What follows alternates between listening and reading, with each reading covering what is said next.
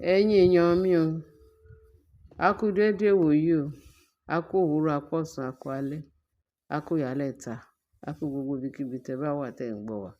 Pẹ̀lú àsìkò yín, ẹ ṣé o, bẹ́ẹ̀ ṣe ń tẹ́tí sí wa. Náà, olórí Naomi àti kábíyèsí, wọ́n ní kábíyèsí lọ síbi ìsíra, wọ́n ló lọ síbi ìsíra, ó ti kúrò láàfin.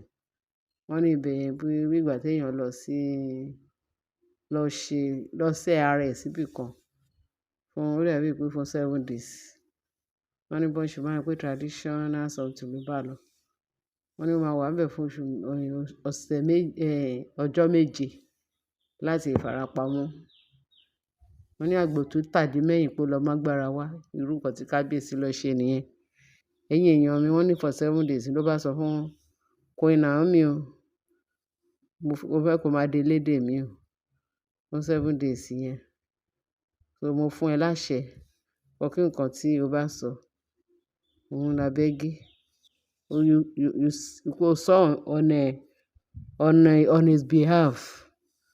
Má gbọ́rọ̀ sí ẹ lẹ́nu pé nǹkan tán ní ọba sọ leléyìí, nǹkan tán ní ọba sọ leléyìí, tó bá sọ fún àwọn aráàlú, àwọn gbogbo ẹnikẹ́ni tó bá wá fún program lọ́dọ̀ kábíyèsí, kó dá wọn lóhùn.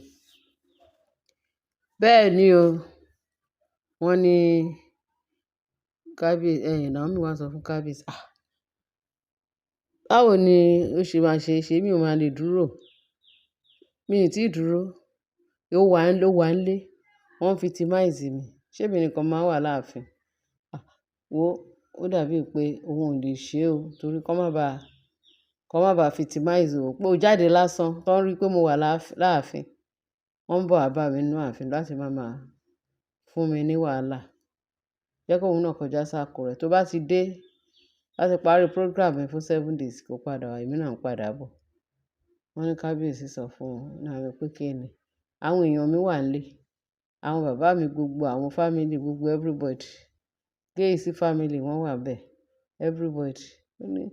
Wọ́n ní bí Naomi ṣe sọ fún kábíyèsí pé tí yín lẹ sọ yẹn o, òun ò lè face àwọn kiní o, òun ò lè face àwọn ti palace o, because òun àtàwọn ọmọ ìbẹta òun, wọ́n ní bí kábíyèsí ṣáà lọ. Naomi ò fi kan pé méjì, wọ́n ní bó ṣe tún tẹ ọkọ̀ létí nìyẹn tó padà s'Àkúrẹ́. Pé oníyanjú má ba tèmi jẹ́, epo ni mo rù, ní Naomi tó fi tètè padà sí Àkúrẹ́. Wọ́n ní kì í máa ṣe kékeré o, wọ́n ní bí kábíyèsí ṣe lọ báyìí, tán gbọ́ pé Naomi náà ó ti kúrò láàfin, òun ti ya padà sí Àkúrẹ́ pé tí kábíyèsí máa fi dé. Òun ò fẹ́ wàhálà àwọn tó wà láàfin. Lóòótọ́ gbogbo àwọn olórí ó ti lé wọn s'íkíní, ó ti lé wọn síta, tí wọ́n yìí ń wá ń bẹ̀bẹ̀. Tán bá gbọ́ pé kábíyèsí tí ò sí ńlé, tán mọ̀ pé òun wà ńlé, òun ò mọ nǹkan tán lè wá gbé wá kó òun. Lóòótọ́ wọ́n wà o. Wọ́n ní bí kábíyèsí ṣe lọ báyìí, bí olórí Naomi náà ṣe tọkọ̀ létí padà s'Àkúrẹ́. Wọ́n ní kò pẹ́ kó jìnnà pé wọ́n gbọ́ information. Wọ́n ní bí Ashley kò mọ̀ pé ọ̀dọ̀ àwọn Láfógìdì kò jìnnà sínú ààfin. Ó ti mọ information, ó ti gbọ́, wọ́n ti gbogbo pé kábíyèsí lọ síbi ibi abẹ́ ààbò tàwọn traditional, pé bẹ́ẹ̀ ló lọ. Wọ́n ní Ashley ti wá dé, pé òun lòún fẹ́ dúró, òun gbọ́ pé Naomi náà ti lọ. Ta ló fẹ́ wá máa delédè kábíyèsí? Òun ló tọ́ sí, torí òun ni ọmọ ọba. Òun ló tọ́ sí, gbogbo àṣírí tó wà ńbẹ̀ òun mọ̀, òun lè delédè kábíyèsí. Ó lọ báwọn. Àwọn family ẹ̀ ní ó yá yes ìwọ ló kàn. Ìgbà tí Naomi ò ti lọ, ta ló fẹ́ wá dúró? Ṣé wọ́n kàn máa fi ààfin lẹ̀ just like that? Òun lè ṣe now, kóun lọ ṣe gbá, kóun lọ ṣàwo. Wọ́n ní bó ṣe débẹ̀. Àwọn Gẹ̀ẹ́sì àbí kí ni wọ́n máa ń pè àwọn, ó dà pé náà àwọn elders tàwọn family side tàwọn kábíyèsí. Ló bá ní ni Naomi wá ní Ashley wá dé o.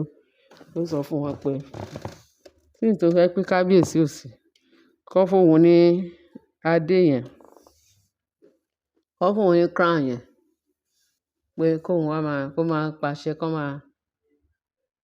kóun máa délédé kábíyèsí pẹ̀lú crown pẹ̀lú kinní pé òun lè ṣe jù bẹ́ẹ̀ lọ.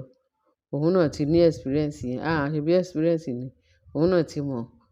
Òun gan lè ṣe ju Naomi tí kinní. Tán ní tí kábíyèsí sọ pé kó ṣe. Torí Naomi ò lè mọ bó ṣe fẹ́ ṣe. Torí ẹ̀ ló ṣe tètè gbọ̀nà Àkúrẹ́.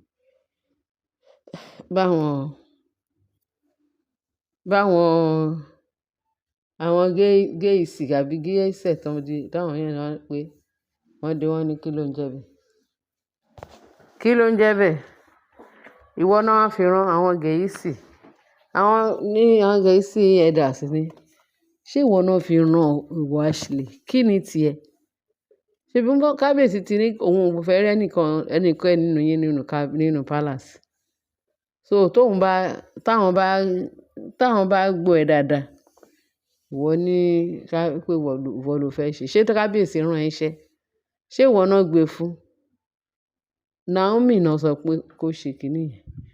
Ó ní ìgbà tí Naomi ò dẹ̀ wá lè dúró. Ẹ jẹ́ kí Naomi máa lọ sí kinní ẹ̀ o.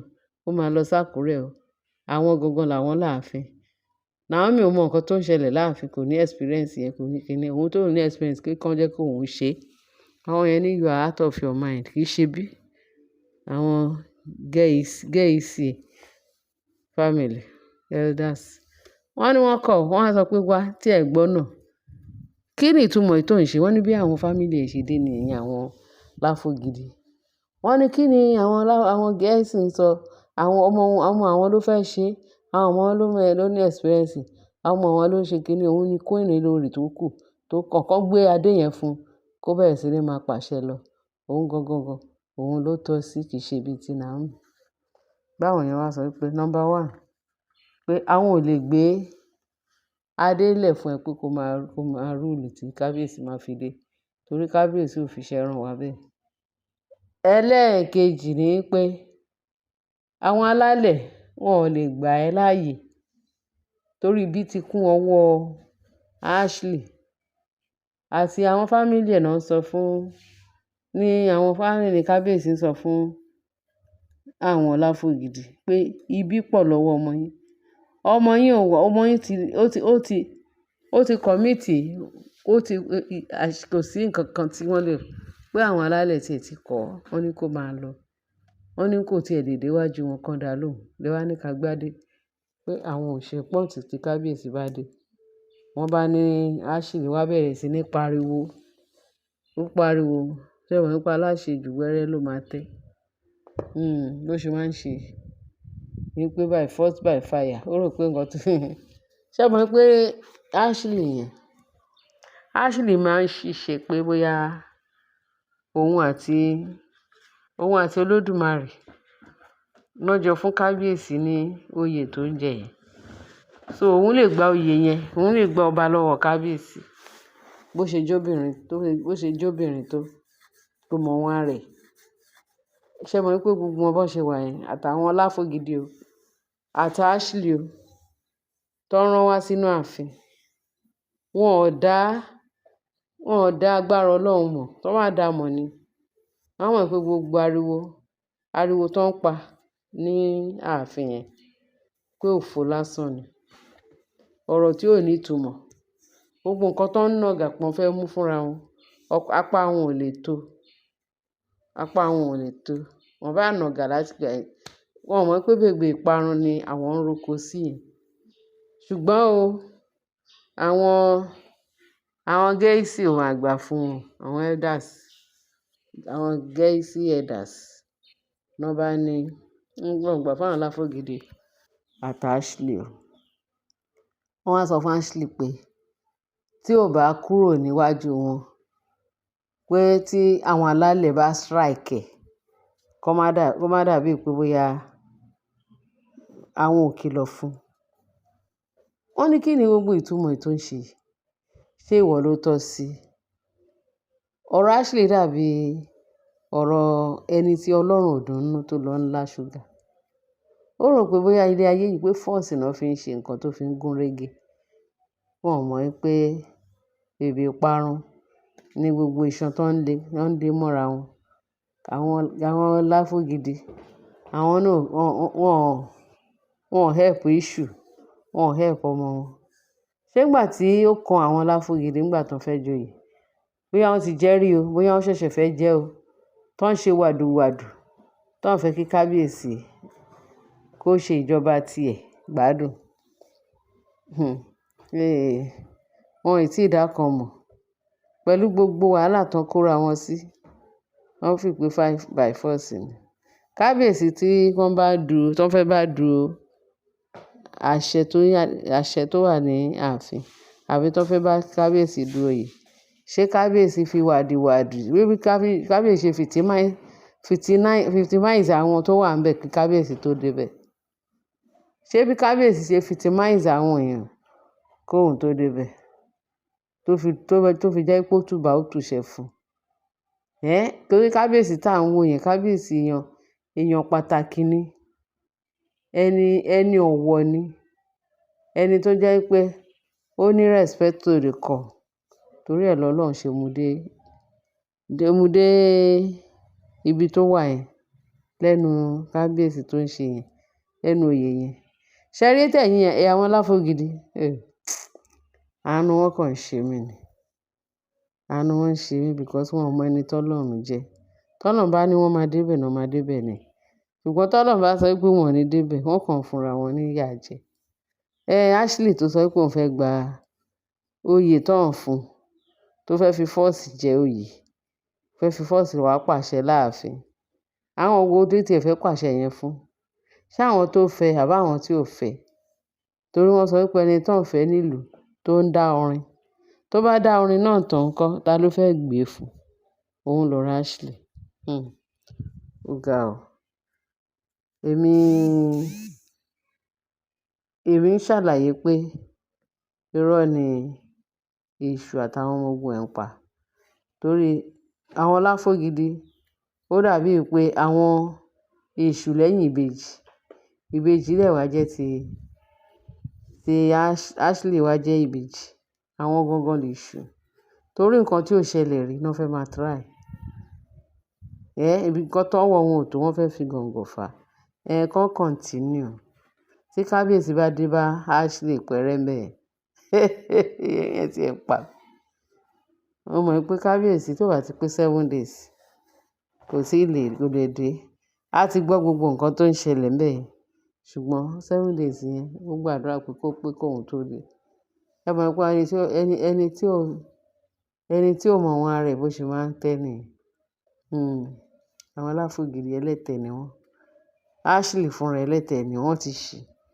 Ọlọ́run dẹ̀ máa gba agbára lọ́wọ́ wọn, ó tiẹ̀ ti gbà. Torí wọ́n ní kán ṣe bọ́n ṣe ń ṣe kó lè rí bó ṣe ń rí. Ẹ̀sìn nígbà tí ẹ̀ bá ṣe bẹ́ẹ̀ sí, a dúpẹ́ lọ́dọ̀ àwọn Gẹ̀ẹ́sì family elders. Wọ́n ní ìwọ kọ́ náà fi rán, o ò lè fi force wọbẹ̀. Jẹ́ kí kábíyèsí, àwọn alálẹ̀ tiẹ̀ ti kọ̀ ẹ́. Tó bá jẹ́ pé àwọn alálẹ̀ ò kọ̀ ẹ́ ìwà Ashley. Ìgbà táwa gan ò ṣe òpònú, táà dẹ̀ ṣe àwọn afọ́kọ̀mu, àwọn amúkùn-mẹ́kọ àbí báwo ná ṣe ń pè é. Àbáwọn amúkùn-mẹ́kọ. So bó ṣe pàṣẹ ká wá gbé fún ẹ, ká gbé adé fún ẹ pé kó lọ máa pàṣẹ, ṣé ìwọ náà rán? So you are a fool. Ẹ̀yin èèyàn wa jàre. Kì í dùn kó pọ̀ ṣókí lọ́bẹ̀ ọbẹ̀.